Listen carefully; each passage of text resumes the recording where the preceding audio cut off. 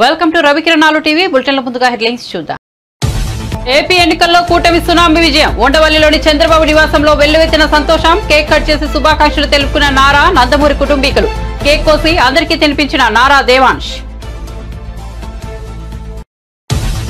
AP ఎన్నికల్లో YCP ఘోర పరాజయం. 10 సీట్లకే పరిమితమైన వైసీపీ ప్రజలకు ఎంతో మంచి చేశామన్న సీఎం జగన్. చేసిన మంచి ఏమైపోయిందో తెలియడం లేదని తీవ్ర ఆవేదన. ప్రజలకు ఇచ్చిన మాట నిలబెట్టుకుంటామన్న పవన్. ఇది ఒక ఎంతో చారిత్రాత్మకమైన రోజు. 5 కోట్ల మంది ప్రజల కోసం పనిచేస్తామని వెల్లడి. పిఠాపురం విజేతగా పవన్ కళ్యాణ్. వైసీపీ అభ్యర్థి వంగ గీతపై గెలుపు. హైదరాబాద్ నుంచి మంగళగిరి బయలుదేరిన పవన్ కళ్యాణ్ హారతి ఇచ్చి సాగనింపిన అన్నా లేజనావా. ఏపీ అసెంబ్లీ ఎన్నికలపై విజయసాయిరెడ్డి ఆసక్తికర వ్యాఖ్యలు. రాష్ట్ర ప్రజల కూటమికి తీర్పు ఇచ్చారన్న వైసీపీ నేత. ప్రజల తీర్పుని శిరస వహిస్తామని ప్రకటన. వైసీపీ ఓటమిపై నేతలతో సమీక్షలు నిర్వహిస్తామని ప్రకటన. లోక్సభ ఎగ్జిట్ పోల్స్ కు నేటి ఫలితాలకు చాలా తేడా. తీవ్ర ఒడిదుడుకులకు గురైన సెన్సెక్స్, నిఫ్టీ. ఒక్కరోజే 4000 పాయింట్లు నష్టపోయిన సెన్సెక్స్. 2020 తర్వాత గరిష్ట నష్టాలు చవిచూసిన నిఫ్టీ. తాను చేసిన పోరాటాన్ని కరీంనగర్ ప్రజలు గుర్తించి ఇప్పుడు గెలిపించారన్న బండి సంజయ్. 6 గ్యారంటీల అమలు కోసం తాను పోరాడతానని ప్రజలు నమ్మారని వ్యాఖ్య. ఏపీ ఎన్నికల్లో జనసేన సరికొత్త రికార్డు నమోదు. Janasena strike rate 100%. పోటీ చేసిన అన్ని చోట్ల విజయం. వార్త వివరాల్లోకి వెళ్తే ఒక్క ఛాన్స్ ఇవ్వండి, మాట తప్పను, మడమ తిప్పను అంటూ అదే పనిగా చెప్పుకొని 2019లో గద్దెనెక్కిన జగన్ అక్కడికి వెళ్లాక మాట తప్పాడు. ప్రజలను దూరం పెట్టాడు. ఏపీ అభివృద్ధిని పాతాళ వైపునకు తీసుకెళ్లాడు. అన్నపూర్ణగా పేరొందిన ఆంధ్ర నేలను కరువు సీమగా మార్చాడు. నిరుద్యోగులు, ఉద్యోగులను కష్టాలు కొలిమి పాల్చేశాడు. ఎటు చూసినా అక్రమాలకు, అవినీతికి కేర్ ఆఫ్ అడ్రస్ గా మారాడు. నెత్తిన పెట్టుకున్న ఓటర్లు ఊరుకుంటారా? రాష్ట్రాన్ని పట్టించుకోక, ప్రజల సమస్యలు తీర్చక, ఆకాశమే హద్దుగా విధ్వంస పాలనకు తెగబడిన అక్రమార్కుడికి బుద్ధి చెబుతూ 151 ఇచ్చిన వారే నేలకు దించేశారు. ఏపీలో ఓటమిపై సీఎం వైఎస్ జగన్మోహన్ రెడ్డి కీలక వ్యాఖ్యలు చేశారు. మంగళవారం వెలువడ్డ ఫలితాల అనంతరం తాడేపల్లిలోని నివాసంలో సాయంత్రం మీడియా సమావేశంలో మాట్లాడారు. ఎన్నికల ఫలితాలు ఆశ్చర్యానికి గురి చేశాయి. ఊహించని విధంగా ఫలితాలు వస్తాయని అనుకోలేదని పేర్కొన్నారు. రాష్ట్రంలోని అవ్వాతాతలు, అక్కా చెల్లెమ్మలు, రైతన్నలు చూయించిన ఆప్యాయత, ప్రేమానురాగాల్లో ఫలితాల్లో ఏమయ్యాయో తెలియదని ఆవేదన వ్యక్తం చేశారు. చాలీచాలని పెన్షన్లు పెంచి అవ్వాతాతలు ఇంటి వద్దకే వెళ్లి అందజేశాం. వారి ఆప్యాయత ఏమైందో తెలియదు. అక్కా చెల్లెమ్మలకు అన్ని రకాలుగా అండగా ఉన్నాం. 0 వడ్డీ ఆసరా చేయూతను అందించాం. 1,05,00,000 మంది అక్కా చెల్లెమ్మల ప్రేమాభిమానాలు ఏమయ్యాయో తెలియదని అన్నారు. ముస్లింల పిల్లల చదువుల కోసం 12 లక్షల తల్లుల అకౌంట్లోకి డబ్బులు జమ చేశారు. 54 లక్షల మంది రైతన్నలకు పెట్టుబడి సహాయం ఇచ్చాం. వీరి ఆప్యాయత ఏమైందో తెలియదని జగన్ పేర్కొన్నారు. వితంతులకు, వికలాంగులకు గతంలో ఎప్పుడు జరగని విధంగా మంచి చేసి వారి కష్టాల్లో తోడుగా ఉంటూ, వారి కష్టాన్ని అర్థం చేసుకుంటూ, వారి ఇంటికే పంపించే వ్యవస్థను సైతం తీసుకొస్తూ, గతంలో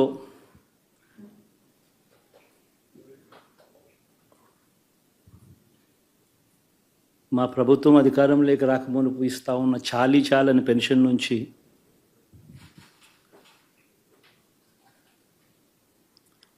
ఎంతో మంచి చేస్తూ అడుగులు వేసినా కూడా ఆ అవ్వాతాతలు చూపిన ఆప్యాయత ఏమైందో కూడా తెలియడం లేదు. దాదాపుగా 1,05,00,000 మందికి పొదుపు సంఘాల అక్క చెల్లెమ్మలకు మంచి జరిగిస్తూ వారి కష్టాలనే మా కష్టాలుగా భావిస్తూ ఇచ్చిన ఏ మాట తప్పకుండా అన్ని రకాలుగా వాళ్ళకు అండగా ఉంటూ ఆసరాతో తోడుగా ఉన్నాం. 0 వడ్డీతో సైతం అండగా ఉన్నాం. చేయూత సైతం తోడుగా ఉంటూ నిలిచాం. మరి ఆ 1,05,00,000 మంది అక్క చెల్లెమ్మల ప్రేమాభిమానాలు ఏమయ్యాయో తెలియవు. 26 లక్షల మంది చేయూతను అందుకుంటున్న అక్క చెల్లెమ్మలు వారి ఆప్యాయత ఏమైందో తెలియదు.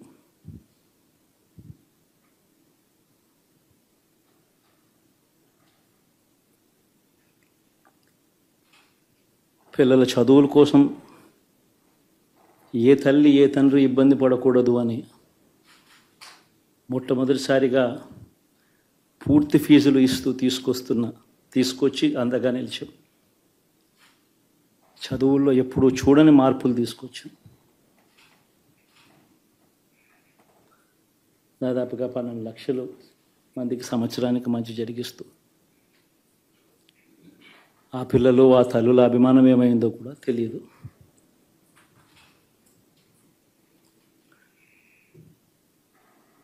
ఏపీ అసెంబ్లీ ఎన్నికల్లో వైసీపీ ఘోర పరాజయం పాలైన నేపథ్యంలో సీఎం పదవికి జగన్ రాజీనామా చేశారు. జగన్ తన రాజీనామా లేఖలు ఈ సాయంత్రం ఏపీ గవర్నర్ అబ్దుల్ నజీర్ కు పంపించారు. ఏపీలో టీడీపీ కూటమి ప్రవచనం సృష్టించడం తెలిసిందే. కూటమికి 165 సీట్లు రాగా వైసీపీ 10 స్థానాలకే పరిమితమైంది. ఈ నేపథ్యంలో రాష్ట్రంలో కొత్త ప్రభుత్వం ఏర్పడనుంది. ప్రమాణ స్వీకారం, కేబినెట్ ఏర్పాటు తదితర అంశాలపై రేపు స్పష్టత వచ్చే అవకాశం ఉంది. ఇది ఎంతో చారిత్రకమైన రోజు అని పవన్ కళ్యాణ్ పేర్కొన్నారు. 5 కోట్ల మంది ప్రజల కోసం పనిచేస్తామని పేర్కొన్నారు. వైఎస్ఆర్సీపీ నేతలు మాకు వ్యక్తిగత శత్రువులు కాదన్నారు. వైఎస్ఆర్సీపీపై కక్ష సాధింపు చర్యలు ఉండవన్నారు. ఏపీకి చీకటి రోజులు ముగిశాయి. ఉద్యోగులకు సీఎస్ విషయంలో న్యాయం చేస్తామన్నారు. రాష్ట్ర భవిష్యత్తుకు పునాది వేసే సమయం ఆసన్నమైందన్నారు. పవన్ కళ్యాణ్ మాట్లాడుతూ మెగా డిఎస్సీ విడుదల చేసే బాధ్యతను తాను తీసుకుంటానని చెప్పారు. రాజకీయాలకు డబ్బుల కోసమో పేరు కోసమో రాలేదని, సగటు మనిషి ఆవేదన చూసిన వాడిని అని అన్నారు. వైఎస్ఆర్సీపీ నేతలు అరాచకం చేశారని, కానీ తాము కక్ష సాధింపు చర్యలు తీసుకోమని హామీ ఇచ్చారు. రాష్ట్రంలో శాంతి భద్రతలు బలంగా ఉంటాయని హామీ ఇస్తున్నారని చెప్పారు. కూటమి ప్రభుత్వ రైతులను హక్కులా చేర్చుకుంటుందని తెలిపారు. ఈ ప్రకటనతో పవన్ కళ్యాణ్ ఆంధ్రప్రదేశ్ లో తన రాజకీయ ప్రస్థానం కొత్త దశలోకి వెళ్లబోతోందని, ప్రజలకు మరింత సమర్థవంతమైన సేవలు అందించాలని ఆకాంక్షిస్తున్నారని స్పష్టమవుతోంది. ఇది కక్ష సాధింపు సమయాలు కాదు, 5 కోట్ల మంది ప్రజల కోసం పనిచేసే సమయం ఇది. 5 కోట్ల మంది పైచులకు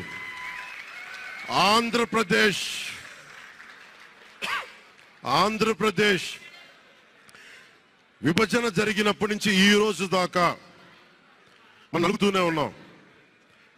ఆ రోజులు అయిపోయినాయి, ఆ చీకటి రోజులు అయిపోయినాయి. ప్రతి ఒక్కరం బాధ్యతతోటి భవిష్యత్తు తరాల కోసం బాధ్యతని భుజాల మీద వేసుకొని చాలా బాధ్యతాయుతంగా జవాబుదారీతనంతో కూడిన రాజకీయ ప్రభుత్వం, రాజకీయ మనకి ఆలోచన విధానం ఉంటుంది.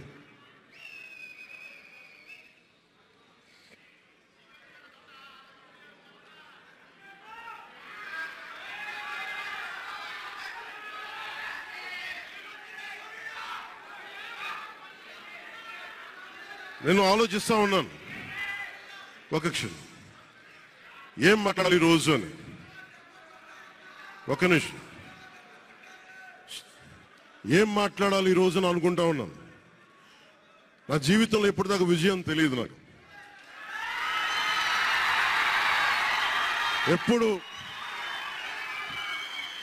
ఎప్పుడు ఒకే ఒకసారి సినిమాల్లో ఉన్నప్పుడు తొలి ప్రేమ అనే విజయం చూసాం.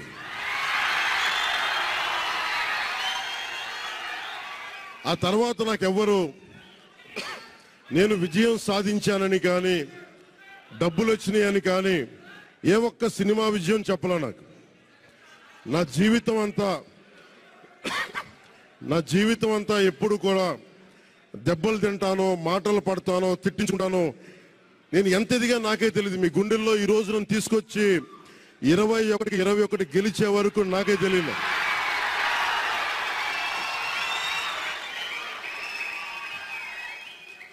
భారతదేశంలో 100కి 100% కొట్టామంటే జనసేన.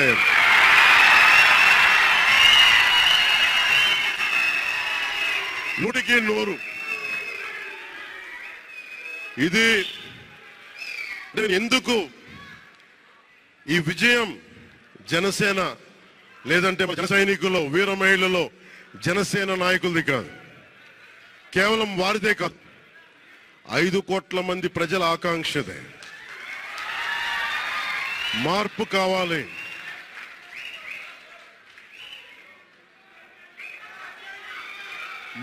కావాలి, పాలన మారాలి. ఇవన్నీ చాలా మంది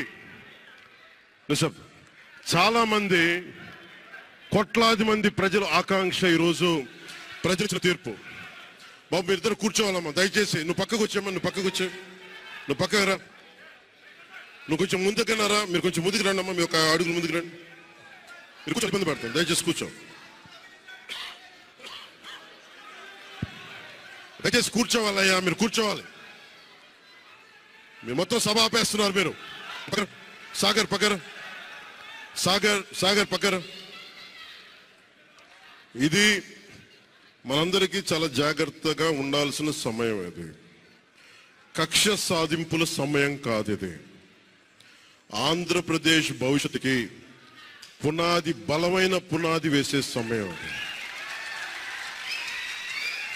అన్నం పెట్టే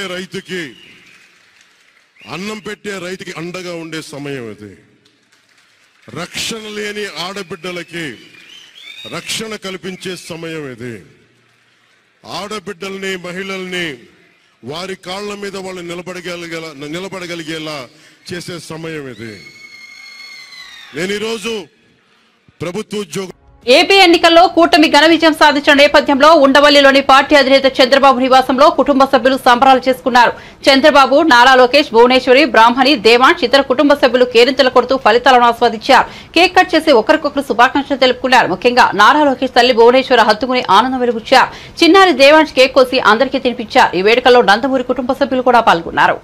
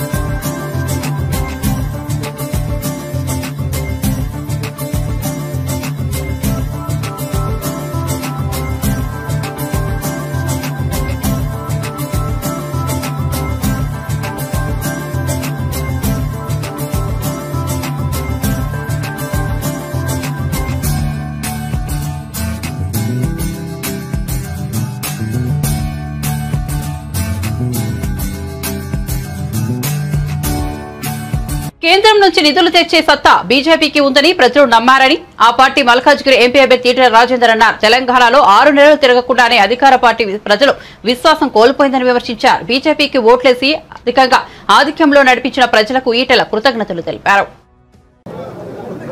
తెలంగాణ రాష్ట్రంలో ఊహించని పద్ధతులలో అధికార పార్టీ అహంకారంతో అనేక రకాల తప్పుడు ప్రచారాలు చేసినప్పటికీ,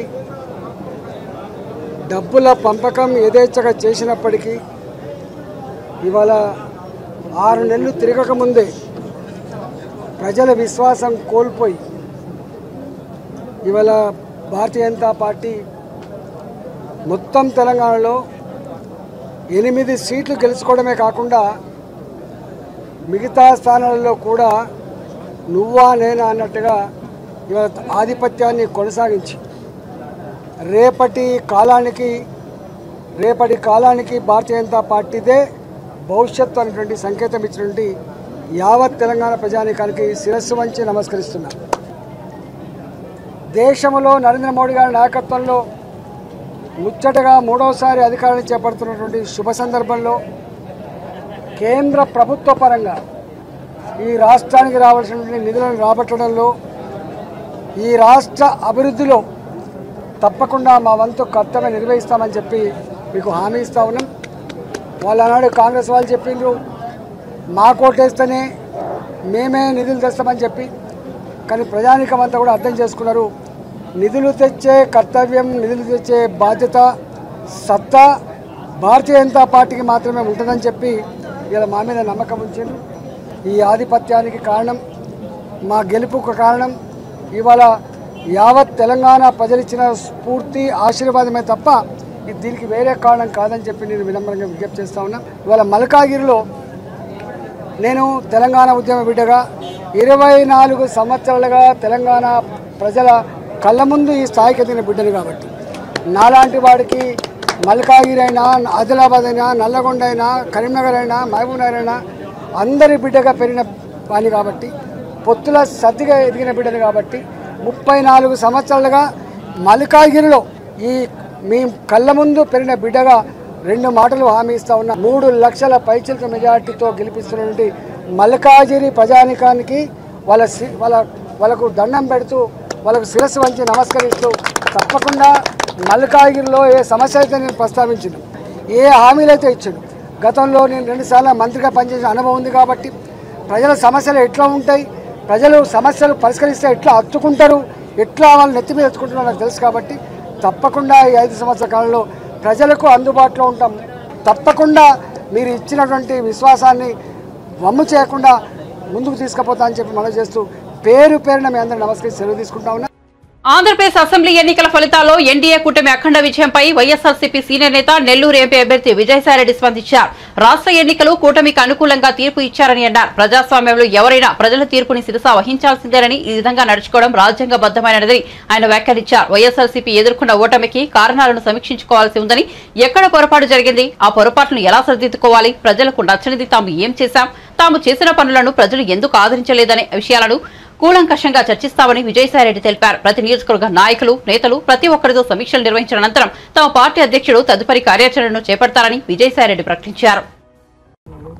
ఆంధ్ర రాష్ట్ర ప్రజలందరూ కూడా రాష్ట్ర వ్యాప్తంగా కూటమికి అనుకూలంగా తీర్పునివ్వడం జరిగింది. ఎవరైనా కూడా ప్రజాస్వామ్యంలో ప్రజల తీర్పును శిరసా వహించాల్సిందే అన్నటువంటి విషయం అందరికీ కూడా తెలిసిందే. అది రాజ్యాంగబద్ధం కూడా. ఈ యొక్క వైఎస్ఆర్సీపీ మేము ఎదుర్కొన్నటువంటి ఈ యొక్క ఓటమికి కారణాలని సమీక్షించుకోవాల్సి ఉంది. ఎక్కడ పొరపాటు జరిగింది, ఆ పొరపాట్లను ఎలా సరిదిద్దుకోవాలి, ప్రజలకు నచ్చనటువంటిది మేము ఏం చేశాం, మేము చేసినటువంటి పనులని ప్రజలు ఎందుకు ఆదరించలేదు అన్నటువంటి విషయాన్ని కూలంకషంగా చర్చించి ప్రతి నియోజకవర్గం నాయకులతోనూ అందరితో కూడా సమీక్ష నిర్వహించి మా అధ్యక్షుల వారు ఆ తదుపరి కార్యాచరణ చేపడతారన్నటువంటి విషయాన్ని మీ అందరికీ కూడా తెలియజేసుకుంటా ఉన్నా. లోక్సభ ఎన్నికల ఎగ్జిట్ పోల్స్ కు వాస్తవ ఫలితాలకు భారీ తేడా కనిపించిన నేపథ్యంలో భారత స్టాక్ మార్కెట్లు తీవ్ర ఒడిదుడుకులతో దాదాపు కుప్పకూలాయి. సెన్సెక్స్ ఒక్కరోజే 4000 పాయింట్లు నష్టపోగా నిఫ్టీ 4 ఏళ్లలో ఎన్నడూ లేనంతగా రికార్డు స్థాయిలో నష్టాలు చవిచూసింది. ఈ ఉదయం 8 గంటలకు దేశవ్యాప్తంగా ఓట్ల లెక్కింపు ప్రారంభం కాగా BSc Sensex, SSC Nifty trading లో వెచ్చి చూసే ధోరణి కనిపించింది. కానీ ఫలితాలు వెల్లడయ్యే కొద్ది మార్కెట్లు తీవ్ర ఒత్తిళ్లకు లోనయ్యాయి. ముగింపు సమయానికి సెన్సెక్స్ 4390 పాయింట్ల నష్టంతో 72,079.05 వద్ద క్లోజ్ అయింది. నిఫ్టీ 1379 పాయింట్ల నష్టంతో 21,884.50 వద్ద ముగిసింది. ఇవాళ ఎన్డీఏ కూటమి 400 మార్కుకు దరిదాపుల్లో ఉన్న స్టాక్ మార్కెట్ల పరిస్థితి మరోలా ఉండేది. కానీ ఫలితాలు భిన్నంగా ఉండటంతో మార్కెట్ సూచీలు అతలాకుతలమయ్యాయి.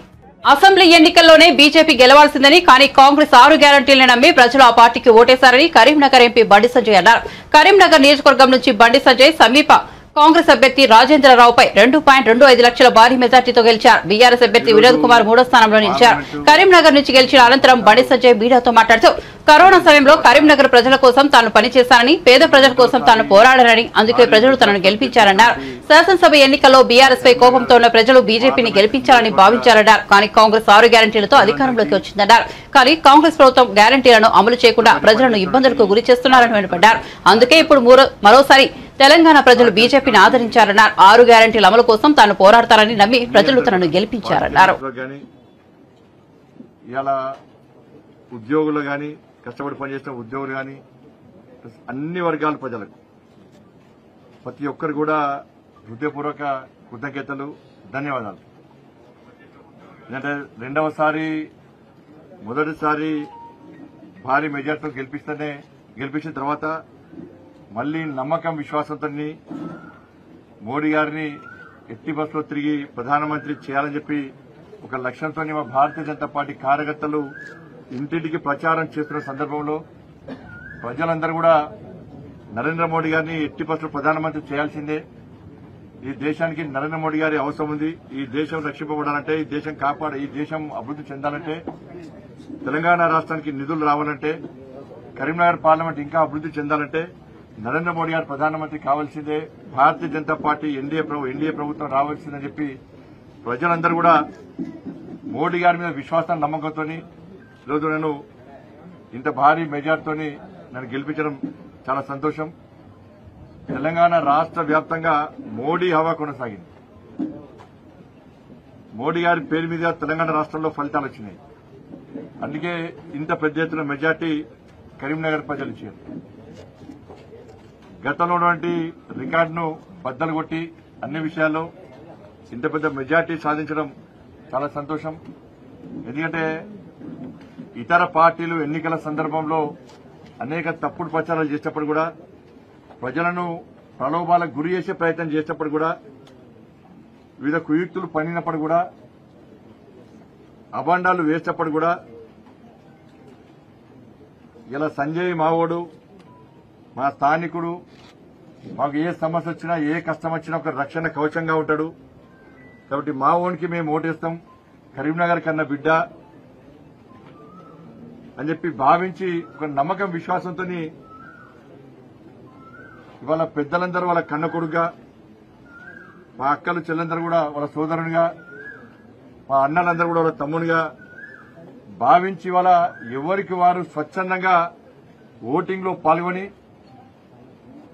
నరేంద్ర మోడీ గారి యొక్క పువ్వు గుర్తు మీద ఓటేసి నన్ను గెలిపించడం నిజంగా చాలా సంతోషం.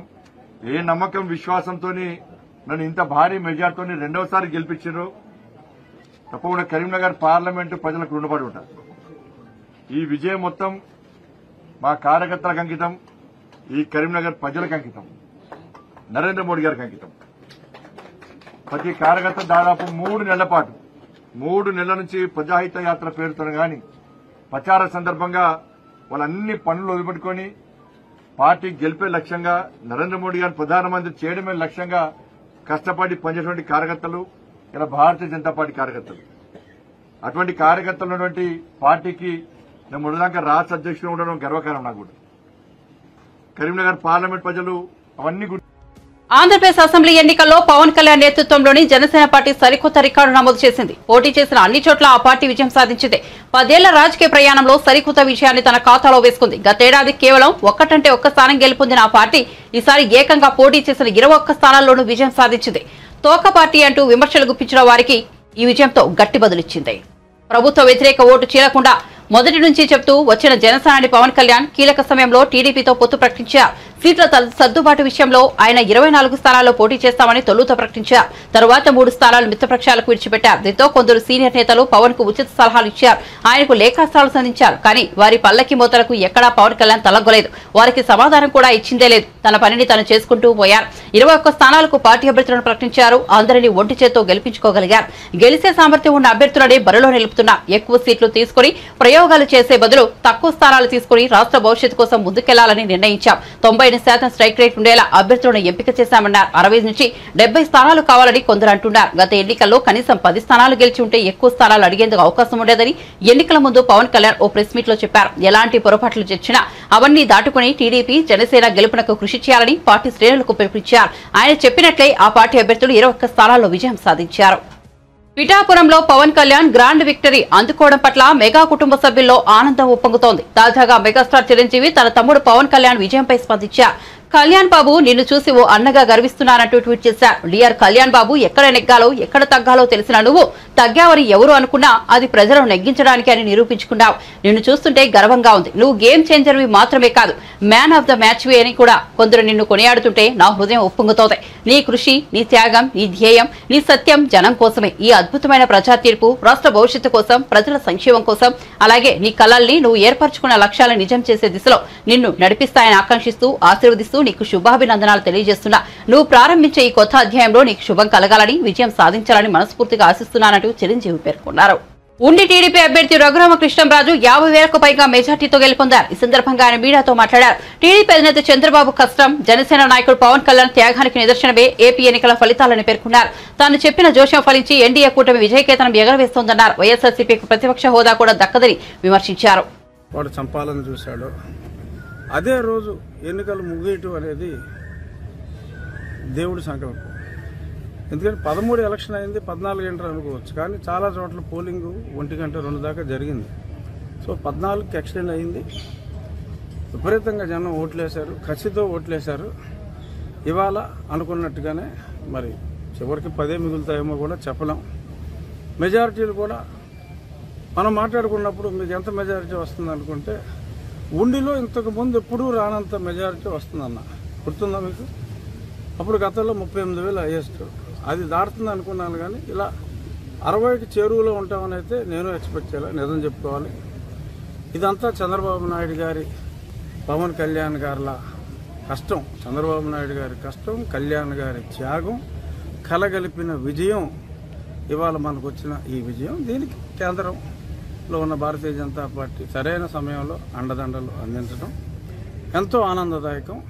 2.5 సంవత్సరాలుగా ఈ 3 పార్టీలు కలుస్తాయి, చివరిలో భారతీయ జనతా పార్టీ కలుస్తుంది అని నేను చెప్పిన జోషం ఒకే ఒకటి.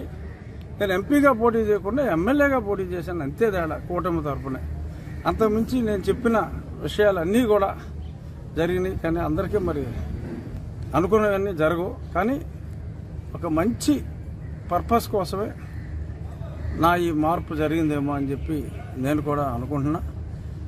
ఈ గొప్ప విజయానికి కారణమైన చంద్రబాబు నాయుడు గారికి, కళ్యాణ్ గారికి, అలాగే అద్భుతమైన సహకారాన్ని అందించిన నా ప్రజలకే కాకుండా మీడియా మిత్రులకు, ముఖ్యంగా మీ అందరికీ కూడా నా హృదయపూర్వక ధన్యవాదాలు. జగన్మోహన్ రెడ్డి గారు ఇప్పటికైనా ప్రతిపక్ష స్థానం కూడా లేదు, సో ఆయనకి ఏ హోదా లేదు, ఆయన అసెంబ్లీకి రాడు.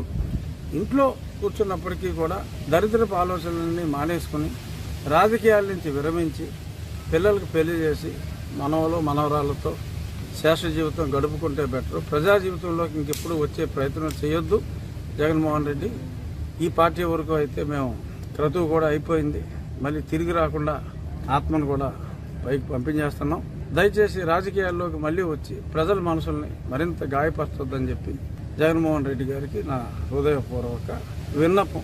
న్యాయపరంగా ఎవరైతే నన్ను దారుణంగా హింసించారో వారు తప్పక శిక్షింపబడుతురు అని ఈ సందర్భంగా నేను నా తరపున నన్ను కొట్టినప్పుడు, నేను చావులు బ్రతుకుల మధ్యలో ఉన్నప్పుడు నాకు ఎంతోమంది నాకు సంపూర్ణ మద్దతు, ముఖ్యంగా మహిళలు ఎంతో సంపూర్ణ మద్దతు నాకు తెలియజేశారు.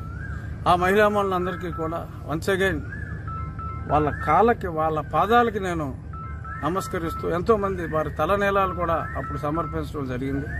వాళ్ళందరికీ, ముఖ్యంగా మహిళలందరికీ నా పాదాబంధనాలు. ఏపీ ఎన్నికల్లో కూటమి సునామీ విజయం. ఉండవల్లిలోని చంద్రబాబు నివాసంలో వెల్లువెత్తిన సంతోషం. కేక్ కట్ చేసి శుభాకాంక్షలు తెలుపుకున్న నారా, నందమూరి కుటుంబీకులు. కేక్ కోసి అందరికీ తినిపించిన నారా దేవాంశ్.